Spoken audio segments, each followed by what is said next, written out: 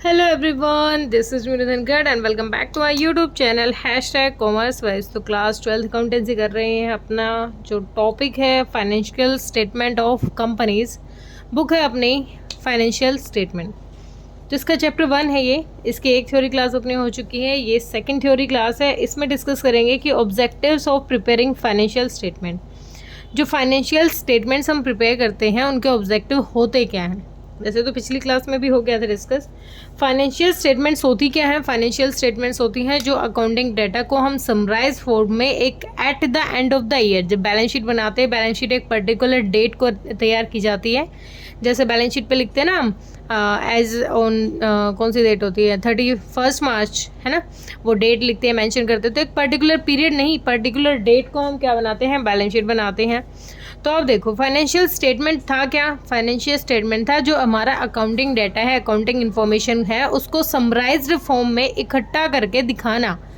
किसमें? नाम क्या दिया जाएगा? नाम दिया जाएगा balance sheet, statement of profit and loss. ठीक है। तो अब कहता है उसके ऑब्जेक्टिव क्या है? तो ऑब्जेक्टिव क्या है? हमें दिखाना है साफ सुथरा। क्या दिखाना है? साफ सुथरा। साफ सुथरा किसको दिखाना है? सबसे पहली बात तो फाइनेंशियल परफॉर्मेंस। परफॉर्मेंस कौन दिखाएगा? Statement of profit and loss. जहां पर हमें परफॉर्मेंस कौन बताता है, प्रॉफिटेबिलिटी कौन बताता है, statement of profit and loss बताएगा हमें कि जो हमारा जो हमारी कंपनी है वो कितना प्रॉफिट अर्न कर रही है, कितना लॉस कर रही है, वो परफॉर्मेंस कौन दिखाता है? हमारा statement of profit and loss. उसके बाद साफ सुथरी दिखानी है हमें अपनी बैलेंस शीट।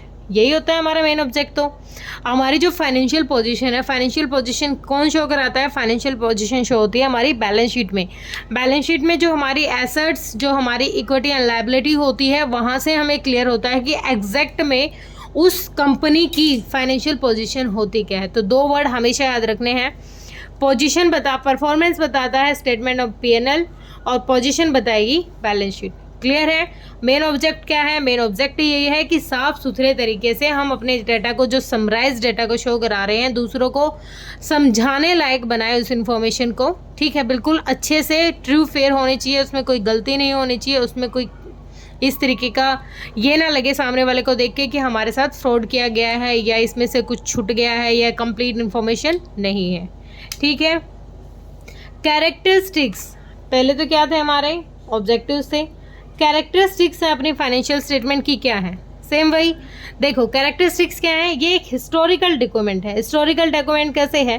अब देखो पास्ट की चीज़ों को हम रिकॉर्ड करते आ रहे थे। जर्नल में किया, लेजर में किया, फिर ट्रायल बैलेंस में गया, ट्रेडिंग में गया, ठीक है, फिर P&L में आया, P&L से बैलेंस। तो वो क्या हुआ, एक पास्ट पीरियड की जो रिकॉर्डेड फैक्ट थे उन्हीं को क्या किया है, उन्हीं को रिप्रेजेंट करा रहा है। तो ये क्या है, एक हिस्टोरिकल डॉक्यूमेंट की तरह शो होंगे।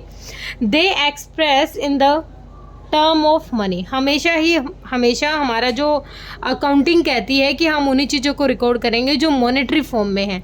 यहाँ पर हम क्वालिटेटिव चीज़ों को रिकॉर्ड नहीं करते। हमारे लिए क्वांटिटी मैटर करती है, और वो भी किस फॉर्म में हो, मॉनेटरी फॉर्म में, टर्म्स ऑफ मनी हो। फाइनेंशियल स्टेटमेंट हमें शो कराती है प्रॉफिटेबिलिटी। कौन शो कराता है हमें? Statement of profit and loss. और फाइनेंशियल पोजीशन कौन शो कराएगा? हमारा बैलेंस शीट। ये ऊपर वाली बात नीचे कह रखी है। ठीक है, ये ऑब्जेक्टिव थे और ये कैरेक्टरिस्टिक्स भी बता दी। आगे कहता है बैलेंस शीट की अगर कैरेक्टरिस्टिक्स बताए तो बैलेंस शीट की कैरेक्टरिस्टिक्स क्या होगी? बैलेंस शीट में हमारे दो पार्ट होते हैं। एक तो होता है इक्विटी एंड लायबिलिटी और एक होगा हमारा एसेट्स। जैसे हम पहले फॉर्म की बनाते थे बैलेंस शीट, फॉर्म में क्या होता था, लायबिलिटी एसेट साइड होती थी। अब यहाँ पर हमारी जो हॉरिजॉन्टल शेप की, टी शेप की बनती थी ना, वैसी नहीं बनेगी। अब वर्टिकल बैलेंस शीट बनेगी, और वर्टिकल बैलेंस शीट में हमारी क्या होंगी, दो अलग अलग साइड नहीं है, बल्कि सबसे ऊपर वाला पोर्शन होगा, नंबर 1 होगा हमारा इक्विटी एंड लायबिलिटी का, 2 नंबर होगा हमारा एसेट्स का। ठीक है, यहाँ पर इक्वल होनी चाहिए जो टोटल इक्विटी एंड लायबिलिटी है, और टोटल एसेट्स हमेशा क्या होनी चाहिए, इक्वल ही होने चाहिए, तभी हमारी बैलेंस शीट हम मानेंगे कि वो ठीक है, जैसे हम फॉर्म की बनाते थे। आगे क्या है, ये एक पर्टिकुलर डेट को, अभी मैंने बताया था, एक पर्टिकुलर डेट को तैयार की जाती है बैलेंस शीट, ना कि किसी पर्टिकुलर पीरियड को। 31 March at the end of the year, 31 March जो भी हमारा अकाउंटिंग पीरियड रहेगा उसके एंड में जाके एक पर्टिकुलर डेट को बैलेंस शीट बनती है। ठीक है, एक स्पेसिफिक डेट होती है जिसमें हम किसी भी ऐसी ट्रांजैक्शन को स्किप नहीं करेंगे जो हमारी काम की हो। ठीक है, उसके बाद it show the financial position of the business according to going concern concept. हमें क्या रखना है, अपने बिजनेस को कॉन्टिन्यूस प्रोसेस पे रखना है। ये नहीं है कि हमारी जो कंपनी है 1 साल ही काम करेगी। गोइंग कंसर्न कॉन्सेप्ट ये हम कौन सी क्लास में 11th में भी पढ़ चुके हैं। तो इस कॉन्सेप्ट के अकॉर्डिंग जो हमारे बैलेंस शीट होती है वो कैसे होनी चाहिए, वो इस पर्पज से बनाई जाए कि ऐसे नहीं है कि हमने सारी एसेट्स बेच दी और अभी हमने बैलेंस शीट क्लोज कर दी। नहीं, वो किस कॉन्सेप्ट पे बननी चाहिए, गोइंग कंसर्न के बेस पे। It is not absolute facts. Absolute facts क्यों नहीं है, क्योंकि ये इन्फ्लुएंस करता है जो पीछे की जो कुछ एजम्पशन कहो या फिर पीछे की जो रिकॉर्डेड फैक्ट्स हैं उनके बिहाफ पर। जैसे हम जो एंट्री पहले कर चुके हैं, लाइक हमने जो एसेट खरीदी है, हम अब फिलहाल उसकी क्या मार्केट में वैल्यू हमारे लिए मैटर नहीं करती, हमने वो जितने रुपए की खरीदी थी हम उसी को रिकॉर्ड कर रहे हैं। तो कहीं ना कहीं इस पे क्या फ़र्क रहता है, एब्सोल्यूट फैक्ट नहीं है, कहीं ना कहीं ये इन्फ्लुएंस रहती है एजम्पशन से, कन्वेंशन से या फिर किसी भी तरीके की पर्सनल जजमेंट से। ये कैरेक्टरिस्टिक्स थी बैलेंस शीट की।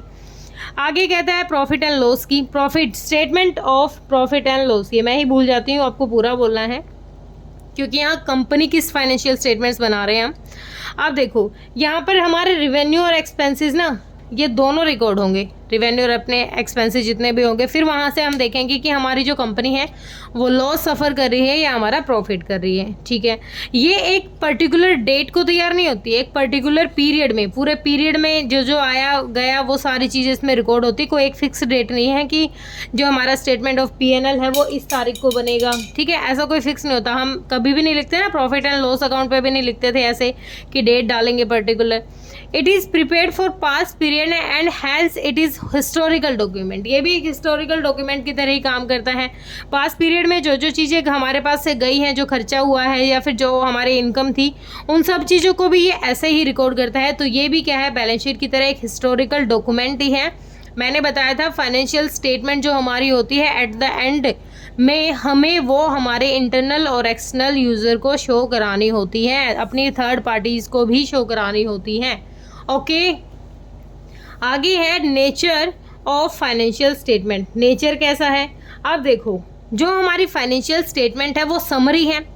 वो समरी किसकी है, जो पूरी प्रोसेस होके आई है अकाउंटिंग की, जिसमें हमने सारे अकाउंटिंग डेटा को रिकॉर्ड किया है शुरुआत से लेके एंड तक, लेजर से लेके बैलेंस शीट तक की जो बीच की प्रोसेस है वो क्या है, वही हमारी फाइनेंशियल स्टेटमेंट दिखाती है। ठीक है, अब हमने शुरुआत में क्या चीज़ खरीदी थी और उसी चीज़ को तो रिकॉर्ड करेंगे, ये नहीं दिखाएंगे कि बीच में उसका प्राइस क्या है।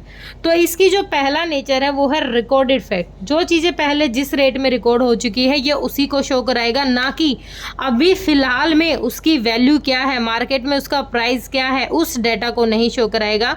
इसके लिए सिर्फ और सिर्फ क्या है, इसके लिए मैटर करता है कि पहले हमारी बुक्स ऑफ अकाउंट्स में जो चीज़ें रिकॉर्ड हो चुकी हैं वो किस रेट में और कैसे रिकॉर्ड हुई थी। ठीक है, अकाउंटिंग कन्वेंशन, ये हमें पता है अजम्पशन और कन्वेंशन के बिहाफ पर ही हम अपनी अकाउंटिंग करते हैं। ठीक है, इसमें ये नहीं है कि हम अपनी तरफ से कुछ भी घुसा दिया, हम ऐसे लगा दिया। ठीक है, ऐसा नहीं होता।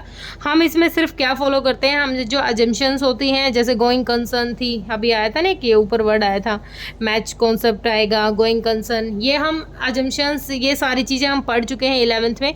तो ये उसी के अकॉर्डिंग बनाते हैं, जो भी हमारे अकाउंटिंग प्रिंसिपल्स हमें कहते हैं, उनमें जो रूल रेगुलेशन है उसी के अकॉर्डिंग हमारी जो अकाउंटिंग होती है। ठीक है, आगे कह रहा है, आगे है पर्सनल जजमेंट। पर्सनल जजमेंट मतलब कहीं ना ये पर्सनल जजमेंट का एक मेन रोल होता है। मेन रोल कैसे होता है, जैसे डिपेंड करता है जो बना रहा है अकाउंटिंग स्टेटमेंट्स को, जो बना रहा है वो हो सकता है कि कोई दूसरा मेथड यूज़ करे। अब ये तो ज़रूरी नहीं है कि एक ही मेथड सब यूज़ करेंगे, डिपेंड करता है सबका अलग अलग। कि जैसे अभी मैं इसी की बात करूँ, यहाँ पर हम मेथड्स की बात करें इन्वेंट्री के लिए, कोई मेथड यूज़ करेगा फर्स्ट इन फर्स्ट आउट, कोई यूज़ करेगा लास्ट इन फर्स्ट आउट, कोई एवरेज कॉस्ट निकाल के करेगा, कोई स्टैंडर्ड कॉस्ट। तो अलग अलग मेथड्स यहाँ पर यूज़ किए जाते हैं। तो अलग अलग पर्सनल जजमेंट होती हैं जिनका मेन रोल होता है यहाँ पर कोई किस तरीके से अपनी इंटेंजिबल एसेट्स हैं उनको राइट ऑफ करेगा, किस तरीके से गुडविल का ट्रीटमेंट करेगा, कौन से मेथड्स यूज़ करेगा, वो सारे डिपेंड करते हैं पर्सनल जजमेंट पर। ये होते हैं नेचर, किसका नेचर था ये, फाइनेंशियल स्टेटमेंट का। होप क्लियर हुआ होगा। किसी बच्चे का एक सिंगल डाउट है तो आप मुझे कमेंट सेक्शन में डाल सकते हो। Thank you so much.